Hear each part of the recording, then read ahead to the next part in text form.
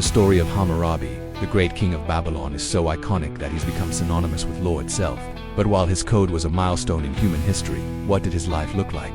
This is my channel, and today we're answering the extraordinary question: what did daily life look like for the great King Hammurabi? It's important to note that Hammurabi's lifespan remains something of an enigma. Scholars have struggled to reconcile the different accounts and place him firmly within the timeline of ancient Mesopotamia. Most historians agree he was born in 19th century BCE and died in 17th century BCE, making his total reign around 42 years. As we delve into the intricacies of Hammurabi's life, it's crucial to remember that much of our understanding is colored by his famous legal code. However, separating the man from the myth, the legend from the legal treatise, is a fascinating journey in itself. His steely image as a lawgiver might obscure the reality of his day-to-day existence. It's a challenge to separate the narrative crafted by victors from a more complete picture of Hammurabi the person. Now though, we'll never know exactly what he liked for breakfast. We can paint a broad picture of his routines based on the customs and conventions of the time and place he lived in. He was, after all, a product of Babylonian society, shaped by its norms, values, and expectations. Imagine him stepping out into the vast courtyard of his royal palace, the sun just beginning to crest over the horizon. Around him bustle servants, some awakening from their slumber, others already moving with purpose. In the distance, musicians begin tuning their instruments, preparing to greet the dawn with song. The music drifts through the open doorways, mingling with the fragrant aroma of roasting meat and freshly baked bread wafting from the kitchens. Servants bring him a simple wash of cold water perfumed with myrrh, a ritual meant to cleanse him not only physically but also spiritually, preparing him for the day ahead. After adorning himself in fine linen, perhaps dyed with the deep purple of the sea, Hammurabi takes his seat on a raised dais. Before him, attendants lay out his garments, each stitch telling a silent tale of the weaver's skill and the threads spun from the finest Egyptian cotton. It's a task imbued with gravity, for these are not mere clothes, but symbols of his authority. They're a visual proclamation that this is the king, and few would dare disturb him in this sacred space. His first moments are often spent reviewing reports from the previous day, a practice designed to ensure that no issue slipped past his notice. These could range from mundane administrative matters to critical intelligence regarding neighboring kingdoms. Next comes the offering. Each god demands attention, and Hammurabi is careful to grant it, ensuring the temples are well supplied with the gifts of grain, gold, or incense, depending on the deity. This isn't merely a matter of piety. It's a shrewd political move, demonstrating that the king is both generous and mindful of his divine obligations. Once the offerings are prepared, it's time for the king to don his crown, a symbol of legitimacy and power. As he does so, courtiers enter, some bearing news from distant lands, others carrying petitions from subjects seeking the king's favor. Many will leave disappointed, but a few select individuals may find favor in Hammurabi's eyes. For a monarch, being accessible is vital. With the crown secured on his head, it's time for Hammurabi to face his final ritual of the morning, a procession to the temple. It's a grand affair, a testament to the king's power and the god's importance. But for Hammurabi, it's a necessary show of devotion. The gods are capricious and the king must demonstrate his commitment lest they turn against him. Once at the temple, he offers further prayers and gifts, ensuring that his connection to the divine is strong and clear. After all, he rules not only as a mortal king but as a conduit between the heavens and the earth. With the divine appeased, it's time for Hammurabi to return to the palace and begin his duties as the ruler of Babylon. He hears pleas from citizens, issues commands to his administrators, and plots strategies with his generals. All the while, he is acutely aware that every decision he makes has the potential to influence the course of the kingdom's future. In the afternoon, as the sun climbs high in the sky, casting long shadows across the kingdom, Hammurabi often seeks respite in the palace gardens. Here, amidst the fragrant blooms and trickling fountains, he finds tranquility. It's a brief pause in the symphony of royal duties, a moment of calm before he dives back into the cacophony of courtly life. At times, there are feasts, celebrations, and banquets to attend, where the air is filled with the sound of harps, drums, and laughter echoing through the great hall. On other days, it's solemn affairs of state, receiving ambassadors from distant lands, or negotiating alliances that promise peace or threatening war. As the sun begins its slow descent, painting the Mesopotamian sky with hues of orange and purple, Hammurabi returns to his ritual of prayer. This time, he thanks the gods not only for the blessings of the day, but also seeks their favor for the challenges of the coming night. For even kings aren't immune to the perils that lurk in the darkness. While his nights were far from ordinary, filled with the duties of a king and the concerns of an empire, he too would seek solace in simpler pleasures. Reading was a passion of his, finding quiet moments to lose himself in tales of heroes and gods. Sometimes it was strategy, poring over maps and battle plans, always strategizing. Other nights were for writing, dictating laws and edicts that would become the bedrock of Babylon's governance. Many nights were for entertaining guests, hosting poets, musicians, and scholars, engaging in lively discussions about art, philosophy, and the mysteries of the universe. Amidst the splendor and the solitude, Hammurabi found a strange comfort. The weight of the crown was heavy, but he bore it with stoic grace. Each night was a test of his resolve, each morning a victory. For Hammurabi, it wasn't just about ruling, it was about enduring. And how did he endure?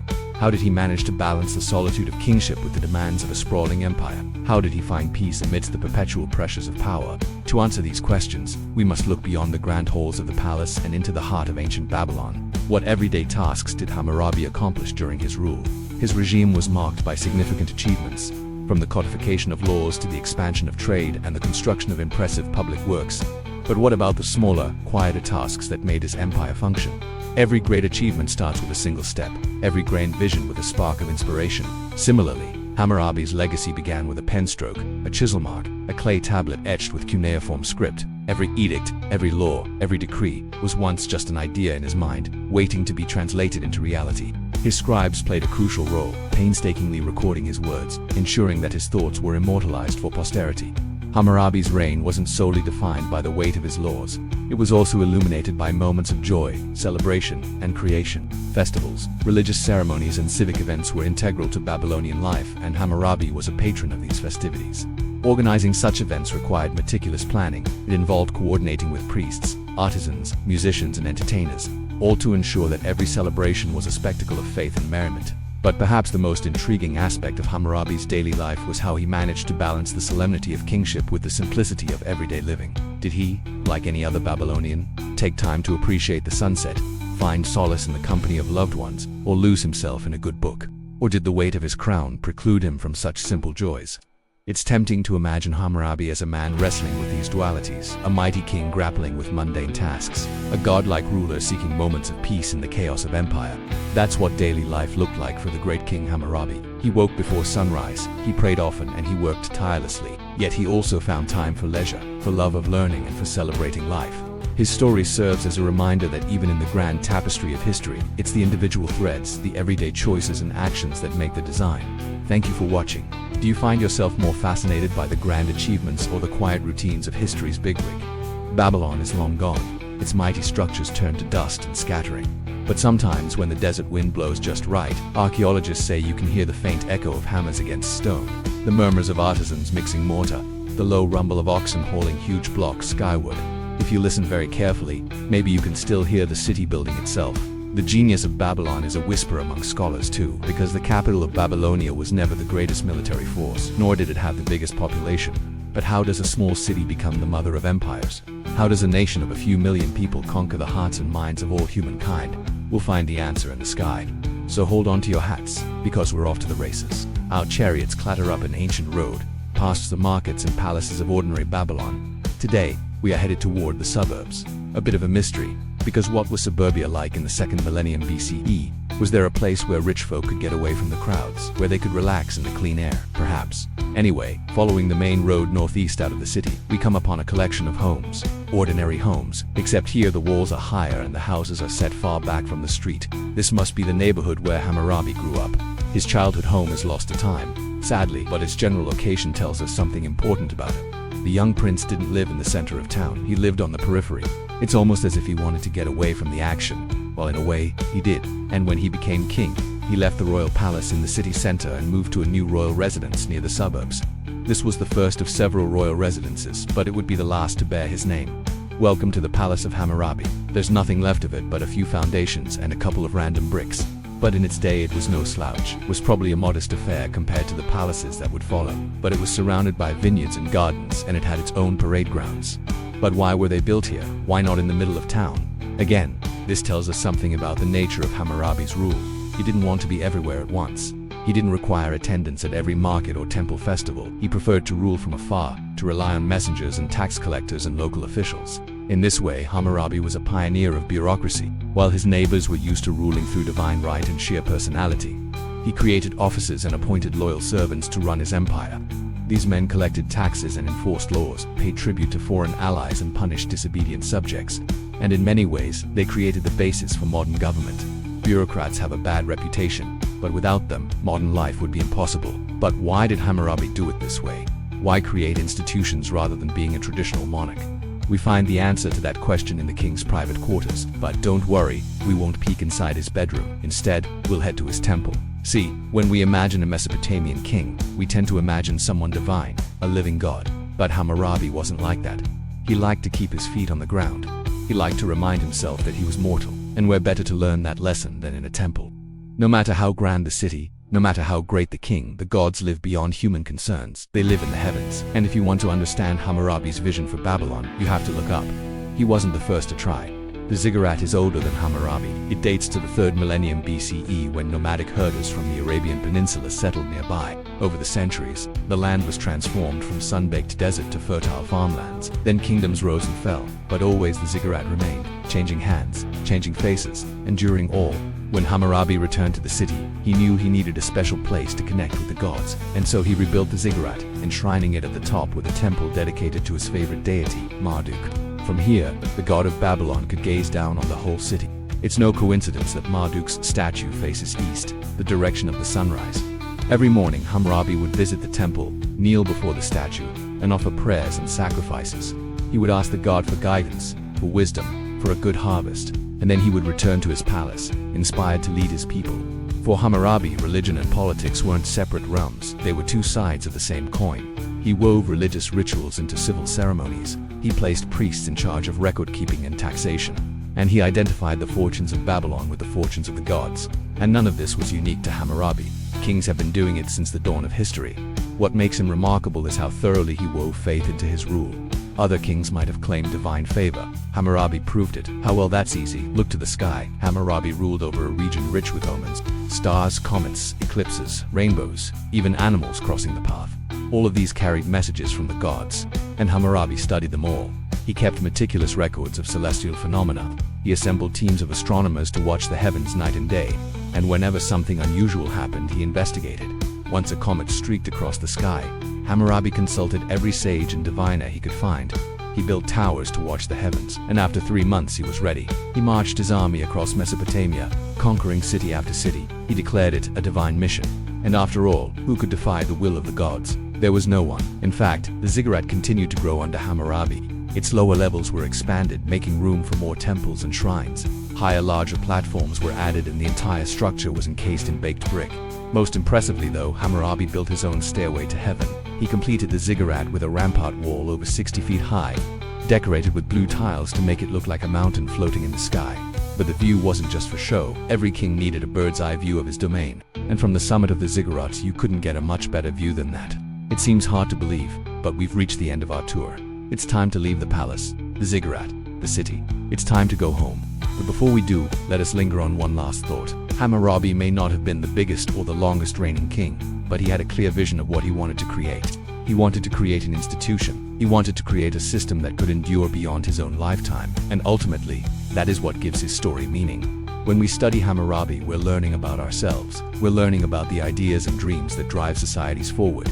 We're learning about the human need for stability and prosperity. Above all, Hammurabi's reign is a testament to the power of organization. He may not have left behind any pyramids or statues, but he gave the world something far more precious.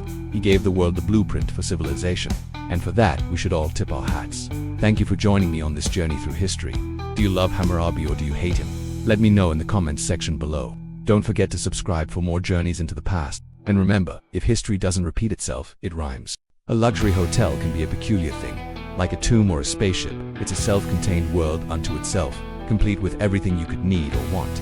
The entrance to that world is usually somewhere inconspicuous, perhaps a door flanked by curtains, or maybe a set of heavy wooden doors with no visible handle. Even if you do manage to find it, entering can still feel wrong, because hotels demand that you shed your old identity, whatever it was, before being shown to your new one. Somewhere private, luxurious, unmarked by time, no hallways. There are interior courtyards, no keys. There are combinations to safes, and no clocks because time is elastic inside a hotel. It stretches and warps until it becomes meaningless. A place where everyone is a guest, including the staff, and no one has to say a word unless they want to. If you were transported back to ancient Babylon, you could stay in something like that. It wouldn't be a hotel, exactly, but you'd find enough similarities to feel at home. Maybe you'd find yourself in the house of Nabonidus, the last king of Babylon. He ruled while the sun was setting on the Neo-Babylonian Empire, leaving him with a lot of time and money on his hands. so he did what anyone in that position would do. He commissioned an architect to design him the ultimate house, which was then constructed right across the street from the Temple of Marduk. For any other kings, nobles, or members of the royal court, this would have been considered wildly inappropriate. But Nabonidus didn't care about propriety or tradition. He was an eccentric. He spent much of his time traveling around the empire, visiting far-flung subjects in distant cities, which meant that he left the running of Babylon to his wife, Queen Amytis. She held the reins while he was gone, ruling Babylon and managing the household. Amytis was a woman of culture. After her husband died, she donated huge libraries of books to temples, sponsored concerts of harp music, and paid for the construction of the Hanging Gardens.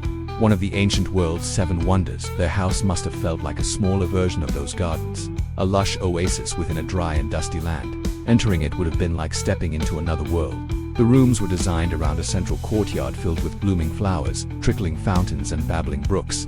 Marble pillars stretched toward the ceiling, which was hand-painted with scenes from Babylonian mythology.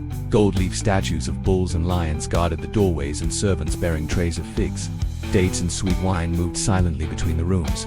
A roaring fire crackled in the hearth, throwing flickering shadows on the walls as smoke curled lazily upward. Above, tapestries depicting heroic deeds hung like colorful bruises. On the floor, plush carpets muffled footsteps as your gaze drifted from one exquisite detail to the next. Incense perfumed the air, mingling with the aroma of roasted lamb and fresh bread. The walls were decorated with paintings on wet plaster, showing hunts and festivals, each stroke of the artist's brush a hymn to the glory of Babylon. Sunlight slanted through stained glass windows, casting jewel-toned shadows on the marble floors. With every step, you sank deeper into luxurious calm, surrendering to the hushed atmosphere of wealth and leisure. No one disturbed you.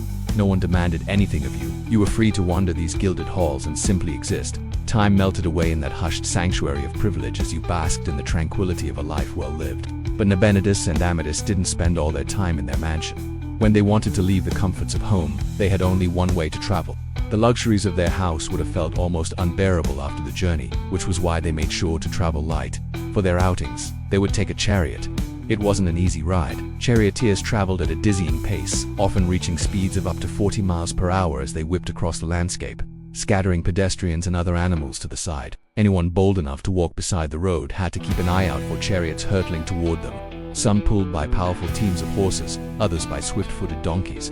Most of the time, chariots rumbled along paved roads maintained by the Babylonian kings. Occasionally, though, they had to follow rougher tracks, winding routes between fields and settlements. These journeys took hours, during which passengers huddled against the wind and prayed to reach their destinations safely. Back in the safety of their mansion, Nabonidus and Amytis could escape such concerns. In fact, they could even escape the confines of Babylon. For long periods, they disappeared into the desert, seeking solitude amid the dunes. They probably journeyed with a small retinue, including bodyguards, scribes, and servants, and traveled in style. But even so, this was not a pleasant experience. The desert nights grew cold. Supplies ran low. The sun beat down mercilessly, but once inside their mansion they were safe. The heat couldn't reach them, nor could the biting wind or suffocating sand. Inside the protective walls, Nabonidus and Amytis could ignore the perils of the outside world and focus on themselves. Sometimes they would lose themselves in the palace library, surrounded by thousands of clay tablets recording the sum total of human knowledge up until that point in history. At other times they would sit on a raised dais, surveying their realm. From this vantage point, Babylon must have seemed eternal. These evenings spent in contemplation were likely rare. Much of the time, the royal household bustled with activity. Bureaucrats and administrators arrived daily to report on developments in far-off provinces. Couriers bearing dispatches from ambassadors raced through the gates. Craftsmen completed commissions for the royal family. Musicians rehearsed in the courtyard. Merchants displayed their wares. The constant hum of commerce, politics, and culture would have made Babylon feel like the center of the universe. And in many ways it was. Thanks to its unrivaled power, the rest of the ancient world revolved around Babylon. The rhythms of its seasons, its political crises, its cultural achievements, even its victories and defeats, all affected everyone else. To live in Babylon was to exist at the epicenter of civilization. It sounds like a dream, but it wouldn't have been without its problems. Living in Babylon means living in crowds. Amidst the bustle of the marketplace, the crush of traffic, the clamor of vendors, the scent of wood smoke and street food, the constant flow of merchants, diplomats, and pilgrims, life in the city would have been loud, chaotic, and exhausting. To escape the noise, Nabu and Amytis would have sought refuge in one of their many houses, their country estate, or their mansion near the temple, or even aboard their boat on the Euphrates. Wherever they went, they carried a bit of Babylon with them. That's because the two things that made Babylon great, its power and its knowledge, went with them wherever they went. That's why even in exile, when the Persians conquered Babylon and razed it to the ground, Someone would have been able to look up at the stars and identify the bull of heaven, the twins, and the scorpio. Someone would have remembered the glories of the ziggurat and the lessons learned atop its slopes. And someone would have known that even though their capital had fallen, their legacy would endure, so long as the sky did. You have journeyed through many lands. You have scaled freezing mountains, crossed trackless deserts, traversed jungles that hid ancient evils. You have fought against things that lurked in the darkness. You have run from things that stalked in the daylight. You have endured much. You have faced great dangers, but how much have you learned? How much of your experience has become wisdom? Are you wiser now? Can you navigate the darkness that gathers at the edges of sight? And what do you do when the day breaks cold and empty-handed, when the way ahead seems dark and the way behind seems gone? Here, outside the crumbling walls of the old city, I will ask you again, have you changed? For if you have not, then what was the point of all that danger? If you are still afraid of the same monsters, why did you face them? There are some who seek only the reward: gold, gems, power, or love. These are simple goals, and so too is their acquisition. It is uncomplicated to chase after such things, especially if you have wealth enough to buy passage, skill enough to steal them, or bravery enough to take them. What is harder is to learn, to open your mind and your heart to something new. That is the hard lesson. That is the real quest. Sometimes it is written plain as day. The spell that held you, the curse that bound you, the lie that shackled you. Sometimes it is written in blood, etched into your memory by pain. Sometimes it is written in the silence between questions, in the echoes of what was said. A small price to pay, they said, and you paid it. Did you look at the size of the bill before taking it? Did you think of what else you could buy with the coin? Did you consider what the other might be worth? Sometimes the writing is in the hush of the twilight hour when the world grows still and you are left with yourself. And sometimes it is written in the depths of night, when nightmares twist the familiar into horrors, and you must confront the ghosts inside your mind. It is easy to read these signs, harder to follow them. So I ask you once more, have you changed? Because if you have, then tell me, how do you prove it? If this is the way the world treats you, then show me how you treat the world. How do you hold your head when the morning light chills your bones? How do you keep your eyes open when the darkness grows long?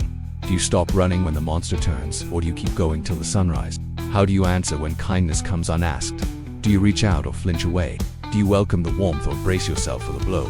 For this is not a game nor a story told for amusement. The world is vast, and it holds wonders beyond imagining and horrors that beg a belief, and everything in between, every mountain pass and forest path, every whispering ruin and wind-scoured shore, every stranger met and every fire shared, every gamble won and every oath sworn, has left its mark upon you. The question is, what mark has it left?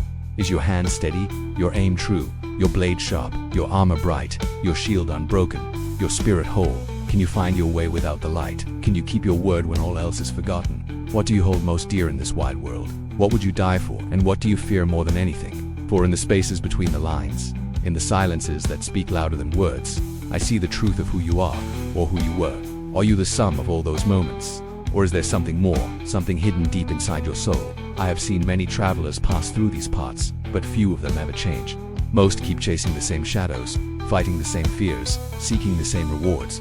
They chase the mirage of themselves until their dying day. But you, traveler, I sense something in you, something new, something waiting to be found. But first, you must find yourself. Look within. Search your memories, recall the lessons learned and the scars received. Remember the heights you scaled and the depths you plumbed. Remember the battles fought and the victories won. Remember the deals made and the debts owed, the loves lost and the loyalties sworn. Look at the world with honest eyes and tell me what you see. Do you see beauty or only need? Do you see harmony or only chaos? Do you see hope or only despair? Because the world is full of both, and how you choose to see it is up to you. Do you see the dust motes dancing in the sunlight? Do you hear the wind singing through the trees? Do you feel the rain washing over your skin? Do you taste the sweetness of berries or the bitterness of loss? Do you smell the earth turning in the spring? When you see, when you hear, when you feel, when you taste, when you smell, do you really see, hear, feel, taste, smell? Or do you block it out, shutting your eyes, holding your breath, plugging your ears? Can you experience the world as it is, without trying to change it, conquer it, or escape it? Can you be still and listen to the silence? Can you be empty and feel the fullness of life around you? Can you be weak and know the strength that surges in your veins? Can you be nothing and be everything? Can you walk barefoot through the fire and not be burned? Can you stand before the abyss and not fall? Can you look into the eyes of the void and see your own reflection? The world is a perilous place, there is no denying that, but peril is also opportunity. Danger offers chances, risks, gambles. And if you do not take a chance, how will you ever know what you might have had? If you do not risk all, how will you ever know what you might have lost? And if you do not grieve that loss, how will you ever know what you might have gained? You have come so far, you have endured much. But the greatest challenge is not behind you, it is ahead. It always has been. Even in the darkest depths, when the monsters pressed close and the end seemed nigh, you kept going. But what is the point of all that striving, all that enduring, all that hoping? Is it to go on forever, never ending, never changing, never learning? Or is it to come home transformed, carrying the world within you, carrying the world around you, carrying the world in you? You are the world and the world is you. So go on, traveler, go on. Keep walking along the road that stretches endlessly before you. Go on, keep seeking the answers that lie beyond the horizon. But do not forget what you have learned along the way. Do not forget the monsters you have faced and the battles you have won. Do not forget the choices you have made and the prices you have paid. And do not forget that the greatest victory is not in conquering the world, but in conquering yourself. That is the truest test, the hardest journey, and the most important lesson. Now go on, walk your path and change the world, or change yourself. It matters not, for in the end, it is all the same. And so it was, and so it is, and so it shall be.